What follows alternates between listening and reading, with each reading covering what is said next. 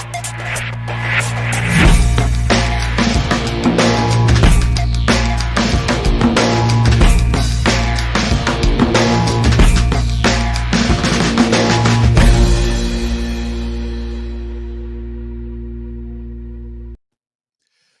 everybody, how's your day going today? Welcome to Daily Distinction. I appreciate you being here so much. As I say every day, here it is, my favorite half hour of the day.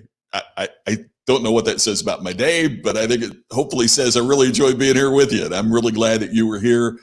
Thank you for sharing. Thank you for taking a moment to share this with your friends and followers on social media, whether you're watching on Facebook or Twitter or YouTube, wherever you happen to be catching Daily Distinction. Thank you for sharing that. If you take a moment right now, hit that share button and help us get some folks into Daily Distinction. I really appreciate it, and thank you in advance for that.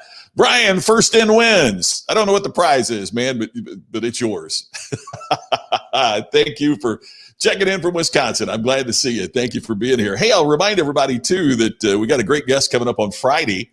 It's only Tuesday, but I want to remind you about our great guest on Friday. It's customer experience expert Dan Gingiss will be part of this. We'll be talking about customer experience in the pandemic era, and obviously with all the changes going on with, in terms of racial harmony and things like that, or the things we can do to be more sensitive to all of our customers. All of that is coming up, and you're going to have that coming on Friday. I really appreciate you watching that.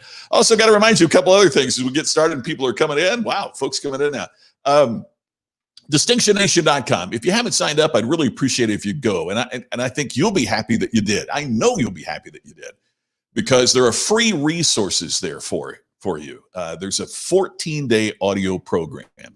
And all you do is just listen to one of the segments every day, just for the next 2 weeks. And if you work through it, then you're going to end up with a complete comprehensive plan that aligns your priorities in life with your goals, with your daily activities. All of it gets to be aligned. And that alignment, somebody wrote me and said, you are a career chiropractor. And I never really thought about that. But yeah, if we could get you in alignment, that would be wonderful. So that's what the purpose of that is at Distinction Nation. There's other free resources there. See, I believe a lot of us, we know what to do, but we don't know how to make what we do stand out from the competition. We don't know how to make what we do stand out. No one ever taught us what it takes to stand out. Well, that's what I've been researching, and that's what we can help you find. And there's more resources, by the way, in the works for that as well. Scott, always great to see you. Thanks for taking time to share and be here today. Really appreciate it. Oh, you're watching outside with the AC blowing. Charles, it might be a situation we were in that with our doggies. Now you pull up and they come out and they take your dog and they take them inside and you don't get to go in. So that's what we had. And Jerry, yes, we have been painting. We spent the weekend, thanks to my brother-in-law Sean. We got a whole new office set up here. So kind of excited about that. So thank you for noticing that, my friend. I really appreciate that. So that was our big accomplishment. Also, set a reminder, watch the Ken and Glenn show with me, a guy named Scott. It's every Sunday night at 8 o'clock Eastern, 5 o'clock Pacific. Had a great show this last week. So that was a lot of fun. So I want to talk today. I mentioned, if you saw the show notes before you signed on, I know we're still a little more than a week and a half away from Father's Day, coming up the third Sunday in June. But today would have been my father's 91st birthday. And so ahead of Father's Day, I hope you don't mind if I share a story that's really relevant to everything that we're going through in the United States today. And I know we have people that watch from all over the world. And so maybe this will be a little relevant. I see what you're sharing and what you're doing. And I know that you're a part of this as well. So I wanted to share a story that happened when I was a kid. Here's my dad. That's my dad, Dallas McCain. And today would have been his 91st birthday. He passed away at the age of 75. He was well known and well respected throughout our community. He was a musician. He owned a grocery store that I talk about in my speeches. If you've heard me speak, he was also a truck driver for many years. So Dad was a blue collar working guy. He's even got his blue shirt on there. He was a blue collar working guy. And so The story that I want to tell today is about Dad, but as I said earlier, it's about something it's hard for me to talk about, but it's something that is very relevant to everything that we're going through today. Um, it's hard to say that your father was a racist, and I wouldn't say that about my dad. Uh, Partly because of the image that I have in my head, based upon when I grew up, is when I think of racist, the stereotypical picture that I see is the pot-bellied Southern sheriff that's been made fun of and everything from comedies to James Bond movies.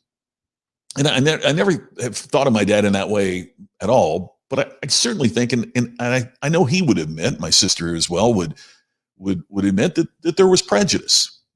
I've heard it said that racism is hereditary. You tend to get it from your parents, and that was certainly the case, I'm sure, with my dad, after hearing some of the things that my grandparents on his side talked about.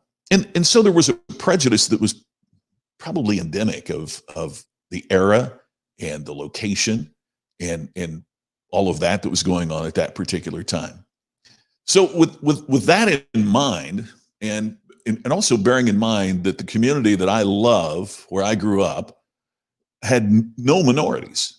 There were absolutely zero minorities in my school at the time I was there. My graduating class was 100% white.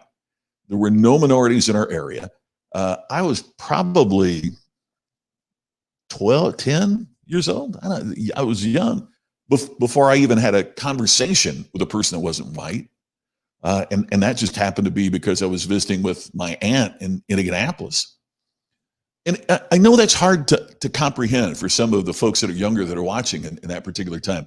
One of my early memories was my mom and my dad. I had to be like 4 at the time because Shelly, my sister, had not yet been born. But we all piled in the car to go to Florida. Went to St. Augustine, Florida, about 4 or 5 years old.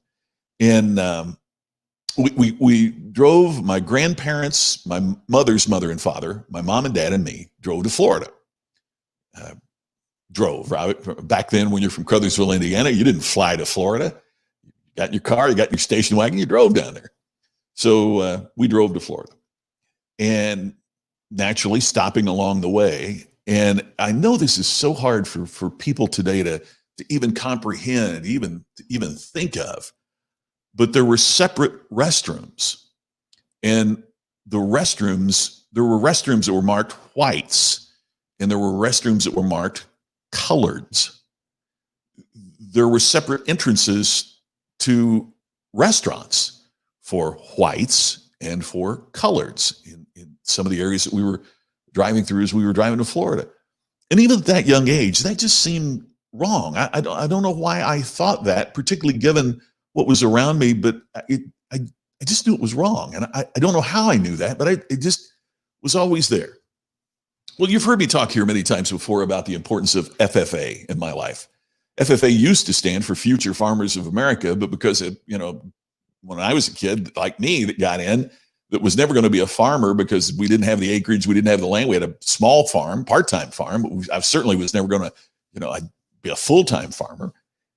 But the industry of agriculture is so big and so amazing that it welcomed, and I was so fortunate because it just started when I was starting in FFA to welcome people with agriculturally related careers that weren't necessarily in production agriculture and farming. Now FFA is just FFA, doesn't stand for Future Farm anymore because of the diversity of agriculture. So I got in FFA, and it was the first time in my life I ever felt really great about what I was doing. I had a chance to get in speech competitions. I had a chance to get in leadership programs. It got me away from the pressure that I think a lot of us feel growing up in Indiana that you had to play basketball. It changed my life. Well, through FFA, I made a great friend named Fred McClure. Fred was the first Black national FFA officer. I met Fred just after I had been elected as state FFA president. I had just graduated from high school and had not entered college because I was delaying that because of my services as FFA president. And so our Fred and I became great friends. And our FFA banquet is coming up in Crothersville.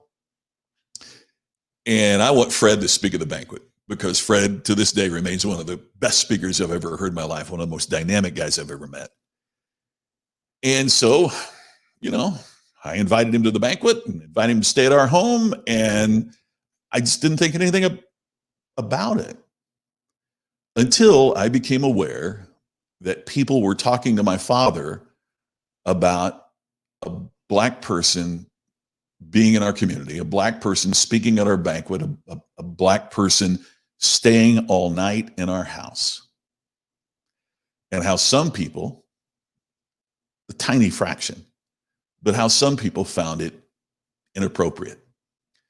And so my dad's response, thanks, Selena, Uncle Dallas, you bet.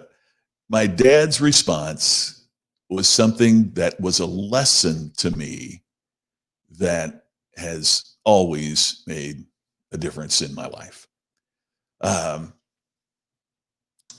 to talk about, but there was even a person in our community that said to my dad that no, insert the awful term, should spend the night in our community.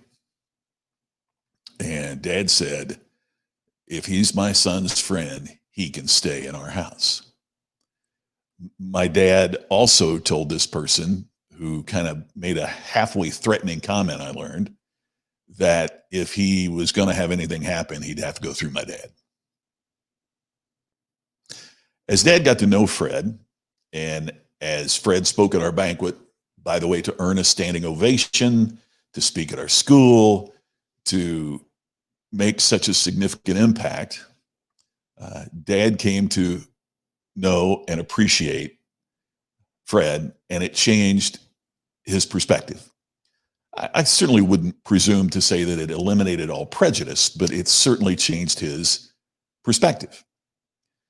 And when I got elected National FFA Secretary, I was elected to be the person who followed Fred. You get elected in the morning, you take office in the evening, and we were able to get flights from my mom and dad, first time they'd ever flown, to fly to Kansas City to see me get inducted as a National FFA officer by Fred. And the first guy that my dad went looking for was Fred's dad. To sit with him, have dinner with him, hang with him. And he said he must be an awful wonderful man to have such an awfully wonderful son, meaning Fred. It taught me something that I've never, ever, ever forgotten. The world may change, but there's one thing that doesn't, and that's love. My dad's love for his son was more powerful than his prejudice. And as we look at what we call systemic racism, as we look at the challenges that we're facing in our nation, it's not solved by a blanket decision that comes from on high. It comes from getting individuals like my dad to be willing to let go of prejudice because there's something more powerful, and that's connection. And that's love. Simultaneously, I think we've got to get rid of this gotcha culture. There are things, I'm sure, that if somebody had a quote of things that my dad said in today's world, in this gotcha culture, in this cancel culture, they could have made him look like a horrible human being, not understanding about the change that he went through because of the love that he had for his son and how his eyes were open through a circumstance. Therefore, we have to realize that all of us are capable of change and capable of growth. That means somewhere along the way, we've got to be willing to forgive. We got to be willing to forgive. We've got to be willing to say, people make mistakes. And whether it's a mistake because they grew up in a particular culture or in a particular family, or they were socialized in a particular way, we have to be willing. We can't make progress as long as people think that they're going to be punished because of prior errors, prior mistakes. Hey, I'm not saying that, we wipe the slate clean and a police officer shoved a man to the ground or even put his neck on his throat until he died. I'm not saying we wipe that away. Please don't misunderstand me there. But this has been part of our fabric for so long that we have to be willing to just say the only way we can move forward is to let go of the past. Think for a minute of a trapeze artist. The way the trapeze artist gets to the next rung is they have to let go of the one that they're holding. And we can't be holding on to resentments and anger and think that we're going to move forward to the next rung. We can't do both. So we can hang on to the anger and the resentment, or we can move forward to a better future if we're willing to love, if we're willing to accept, if we're willing to say, we're going to move forward. Let me catch up with a couple comments before I have a final story on this. Hey, Sonia, great to see you. Yeah, thank you for sharing that. He did. He helped people out in his store, and I really appreciate that. He was a wonderful and a thoughtful person, and I truly appreciate that, Sonia. Yeah, exactly, Randall. We grew up in areas where it just wasn't around us. You were so right, Jerry. It develops competent and assertive agricultural leadership. It has made such a difference in so many communities. It is incredible, the presentations that they make, isn't it? I mean, that's part of what gave me the chance to do what I do. I mean, it's so funny. I'll talk with folks in the speaking business, and they'll say, boy, by it's pretty amazing. By age 21, 22, I'd spoken in front of 25,000 people, and in an audience at one time, and another time at 15,000 people, and I met the president. It's all because of FFA, all because of that. David, thank you. I follow you, and I've appreciated your writing for so long and so much, and so that means the world that you would take time to post that. Thank you. Danny, I appreciate that. Thank you. Jeff, sorry I missed your call last night. I was shooting videos last night and I missed your call, so thank you. I appreciate that. Renita, thank you. I appreciate that. Thank you. Let me tell you a little bit of the end of the story too. Fred's dad and my dad stayed in touch and communicated, not frequently, but occasionally. And when Dad sold the store and went back to driving truck, turned out his best friend as he was trucking was a black truck driver that he sometimes even traveled with in a sleeper team. So it really changed. And by the way, as another aspect, Fred and I have stayed friends over the years as well, which is something that I truly appreciate. Fred went to work for President Reagan and then President Bush, and just has done so incredibly well. And I remember a night in December 2018. I'm sorry, a morning in December 2018. And I had a speech, and I'm on the road, and I am alone in a hotel room. And I had the good fortune, in part because of Fred, to have met former President Bush a couple of times. And that was Fred's employer and Fred's friend. As a matter of fact, when I first met President Bush, it was kind of a funny story. I'll tell the long version of the story sometime. But anyway, I was someplace where they assumed I wasn't supposed to be because the president had access to it. How was I there? And Barbara Bush even said, well, I have to ask, how did you get out here with nobody around? I said, well, one of my best friends is Fred McClure. And immediately they started laughing and said, hey, that explains everything. Don't worry about it. Fred runs the place, meaning the White House. When President Bush passed away, I was sad. And I was sad for Fred because Fred was one of the people in charge of the funeral. And my friends, the Oak Ridge Boys, sang Amazing Grace there. And so I'm sitting in a hotel room by myself, and all of a sudden my phone dings, and that picture came through. And on the right is Joe Bonsall from the Oak Ridge Boys, that has been a guest here on Daily Distinction before, maybe you saw.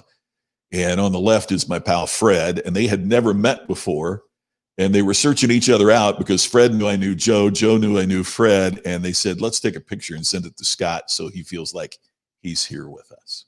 Is that just the coolest friend?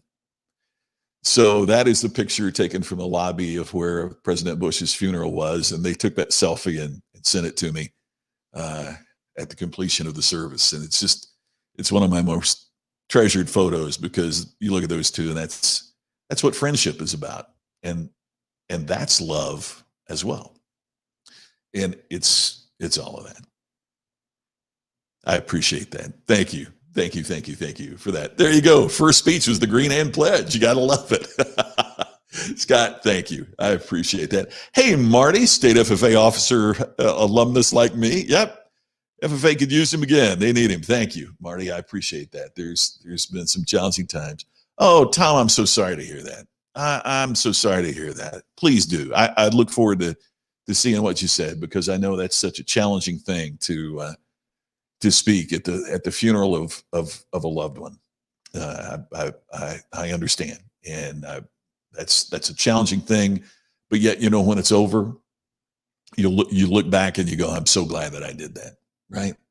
Hey, Selena, Selena's my cousin, by the way. Her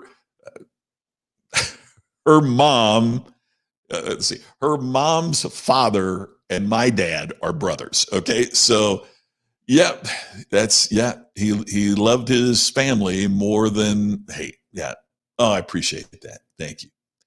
So that's what I want to talk about today. And I thank you for letting me share this personal story to honor my dad on his birthday. But again, the reminder, you got to love and forgive.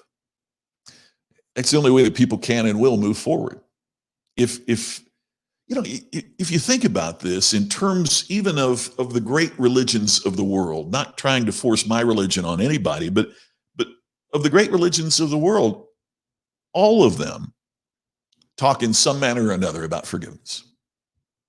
Because if we cannot be forgiven for our transgressions, why would we seek to be better people?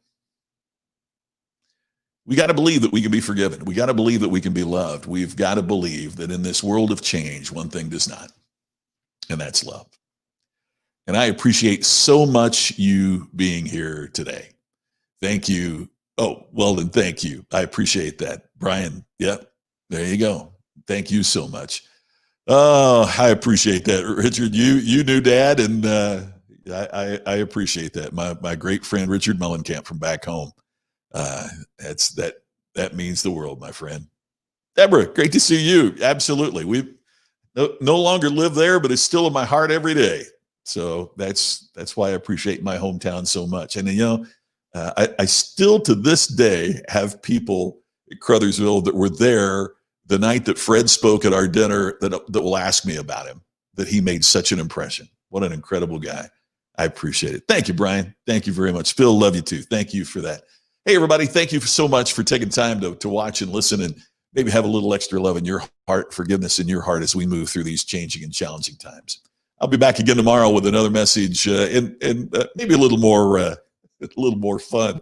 But I thought it was an important message to share on this anniversary of my dad's birth, how much I loved him and appreciated him, and how the lessons he taught, I started to say last a lifetime, but it's lasted beyond his lifetime, because it's extended into my lifetime, and I have the privilege of sharing it into other lifetimes, those that listen and go from here. So let's all of us carry our message forward. I'll see you tomorrow on the next episode of Daily Distinction.